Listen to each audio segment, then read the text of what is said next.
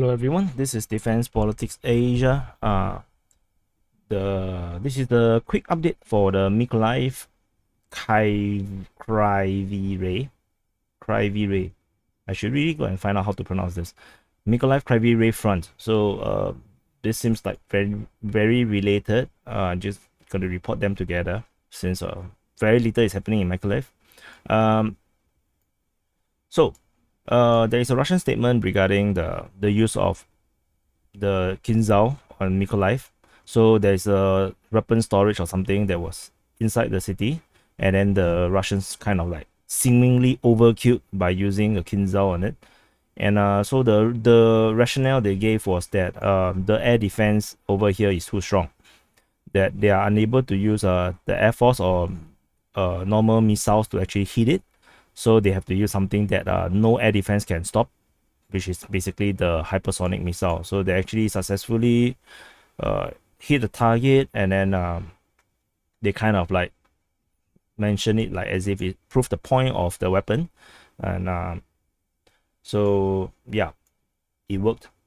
So the Ukrainians, there's a report of fighting at Oleksandrivka. This is not usually this kind of things is not official reports, so you have to take it with a pinch of salt. But it does corroborate with the yesterday's information, where after taking Mykolaiv, they are actually traveling down the road. So fighting over here does make some sense. So, and if you see this map, you realize that a lot of things have changed. So I have removed the entire road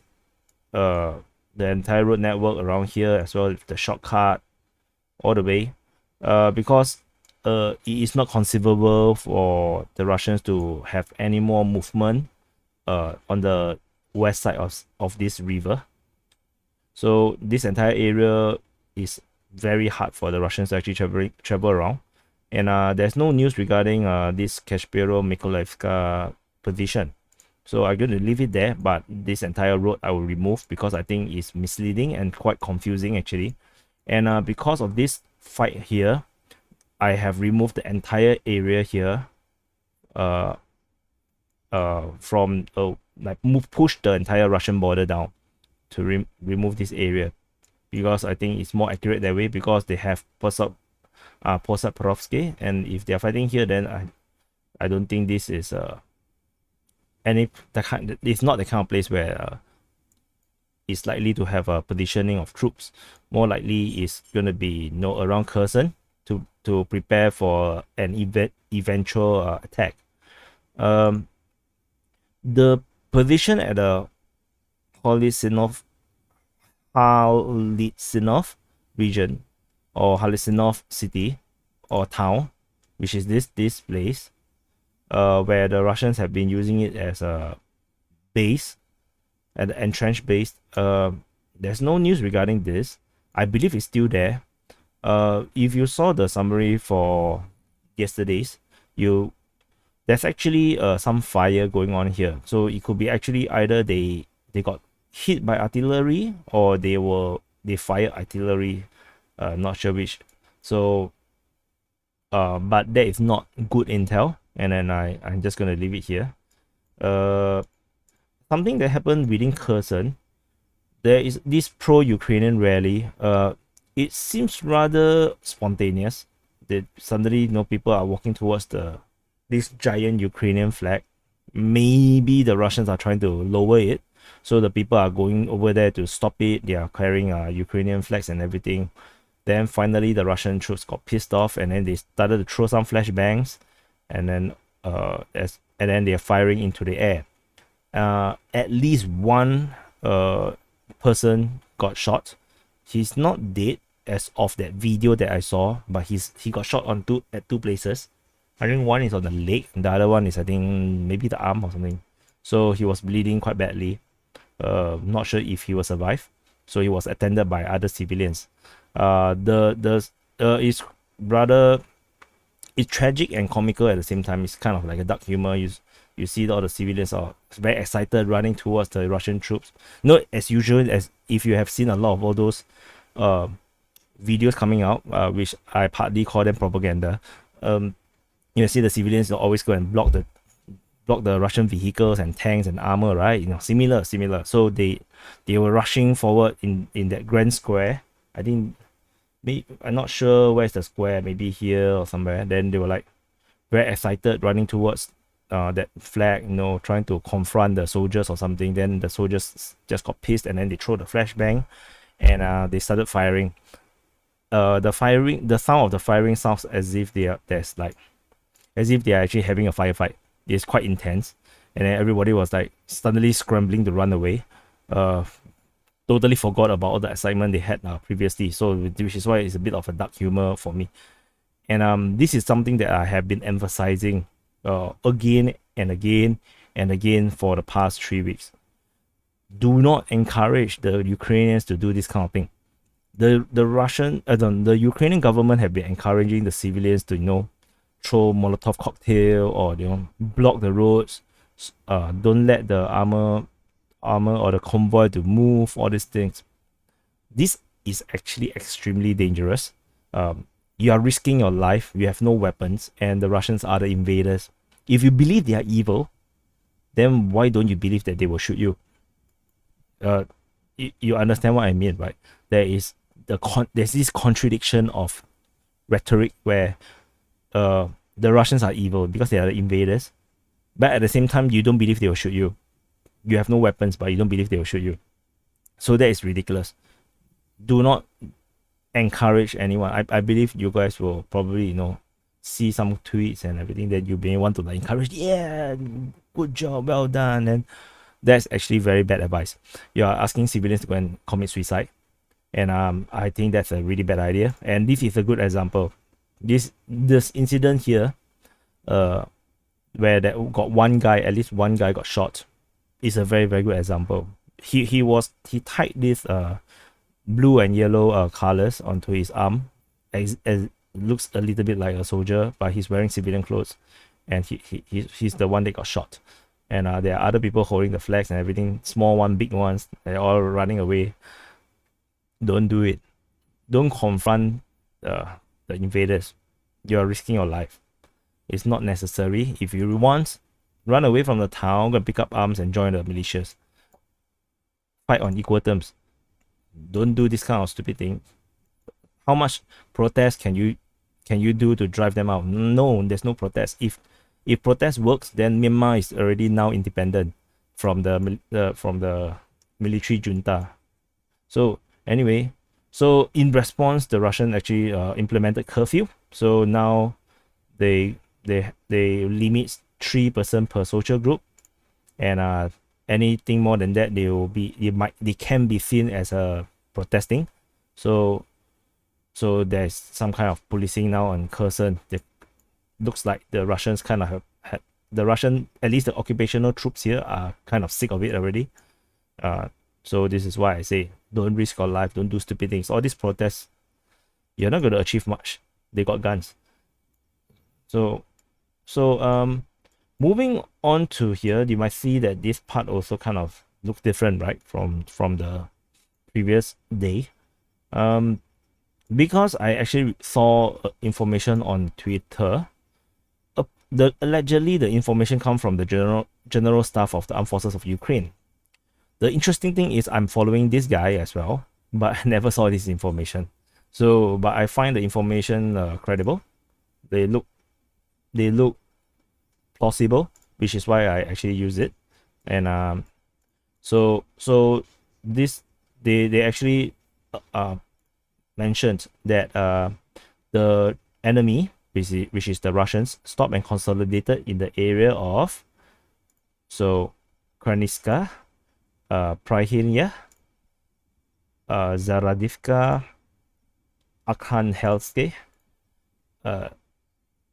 Knyazevska, Malashetiasnya. This one we already know, Malashetiasnya, Visokopilya,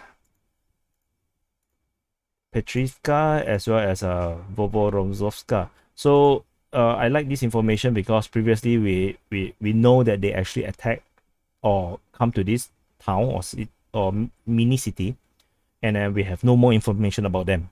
So with this information, we can confirm that the Russians actually have set up a military position over here, and this looks like a white front.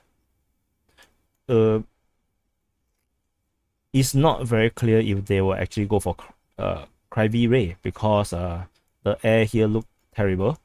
You can just look at the buildings. Oh my god, it's so dusty. So maybe they will not go for it.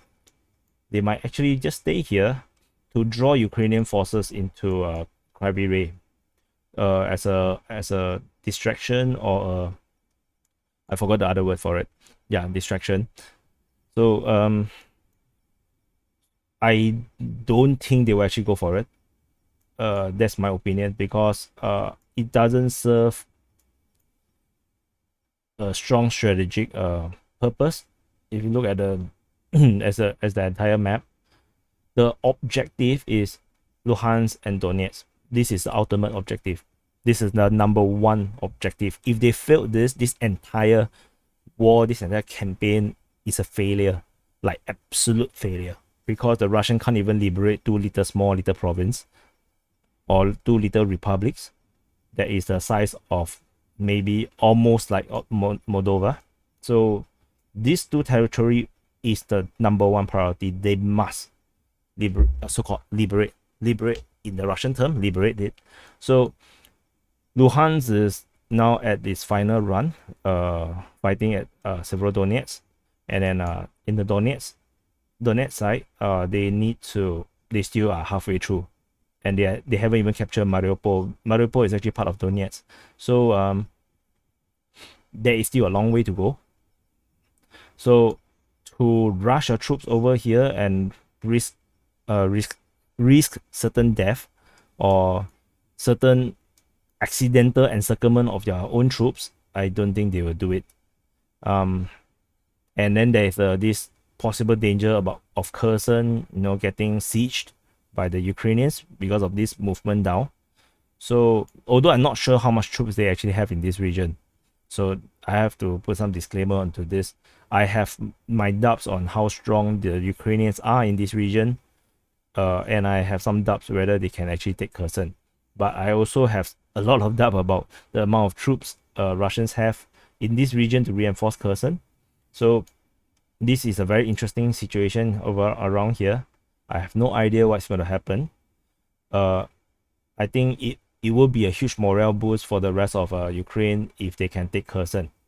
And I think it will be a huge morale dampener for the Russians should they lose Kherson, because this is a main entry point into the Mykolaiv Oblast, and the route to Kryvih Rih actually goes through here, because there's a major river, the Dnieper River, blocking all of it.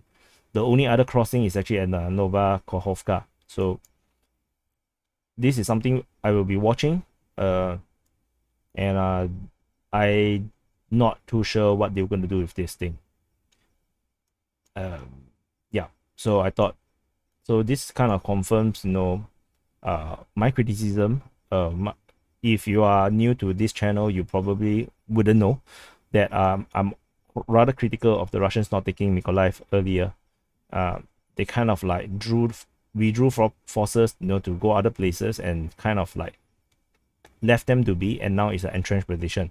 Although the real victims are the civilians, because they are stuck here. So I kind of feel very sad for them. So anyway, this is just the update for the Mykolaiv-Kryvih Rih front, and I will see you. Oh, just before I end the video, I just want to tell you a good news. The YouTube channel is monetized. It's finally got the approval from YouTube. We are now a YouTube partner. We are in the YouTube partner program. So I thank all of you guys for the support. Over the past 3 weeks, something. I started the war with only 20 subs, and then we actually managed to get to 1,000 subs around 2 weeks, and finally we actually get monetized, and this is a huge milestone. I will repeat this thing again during the summary, but anyway, I just want to thank you all. This is the first video to mention about this. And I'm I'm very grateful. Hopefully we don't get demonetized because I'm talking about things that maybe might break their community guidelines or what. I have no idea. So I'll try to be careful, and I thank you so much for your support. I know I have no idea what kind of revenue this thing can give, so hopefully there will be sufficiently enough for me to actually hire correspondents and reporters and whatever to build TPA into something more bigger and meaningful. Meanwhile, I just have to go on alone for now, and hopefully this kind of give you a sensing that something is a bit different from previously. And I'll see you in the next update.